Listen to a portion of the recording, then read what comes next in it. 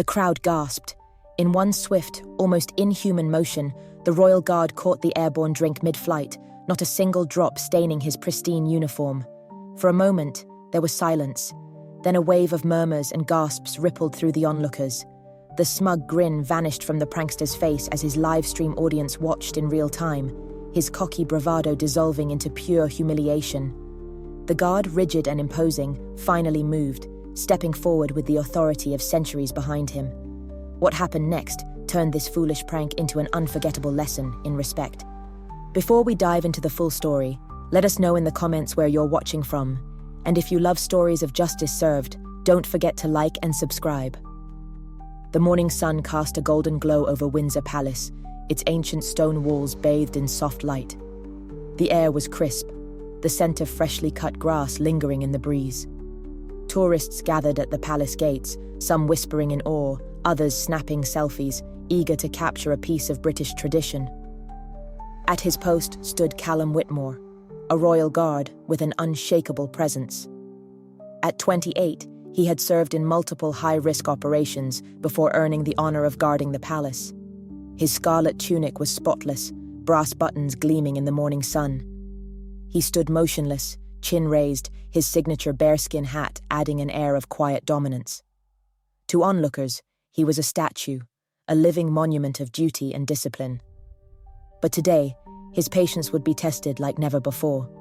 Pushing his way to the front of the crowd was Jason Carter, a self-proclaimed internet prankster with millions of followers who thrived on public humiliation, especially at the expense of authority figures.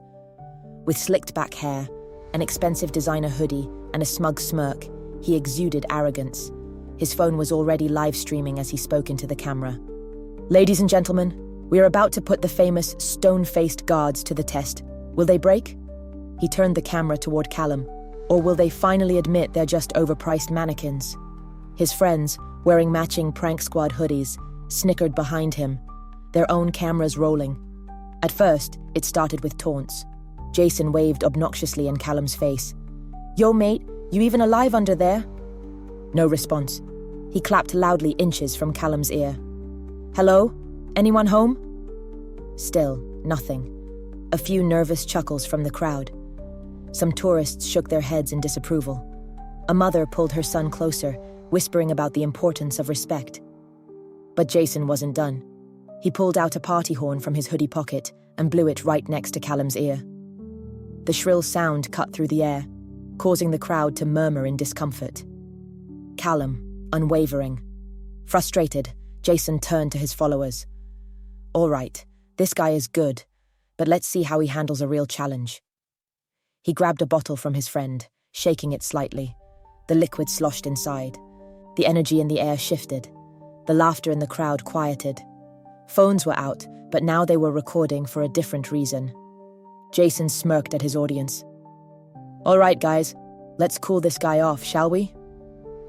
The murmurs grew louder. "Don't do it, man," a voice called from the crowd, but Jason ignored it. With a dramatic wind-up, he hurled the drink directly at Callum's face. What happened next would go down in internet history. In a blur of motion, Callum's right hand shot up, fingers closing around the cup before it could make contact. The ice rattled inside as he held it, steady and controlled, not a single drop escaping. It was an effortless, military-precise interception, the kind honed by years of training. The silence was deafening. Jason stood frozen, his hand still in mid-throw, mouth slightly open. His friends, who had been laughing moments before, now stared, wide-eyed. The crowd erupted. Gasps, then applause. Someone shouted, "Did you see that?" Slowly, Callum took a step forward. The once laughing prankster visibly flinched. In a voice steady as steel, Callum spoke his first words of the morning. "That will be enough." Jason took a step back, suddenly unsure of himself. His camera was still rolling, but now the comments had turned against him. "Dude, you messed up." That was assault. "He's about to be arrested, LOL."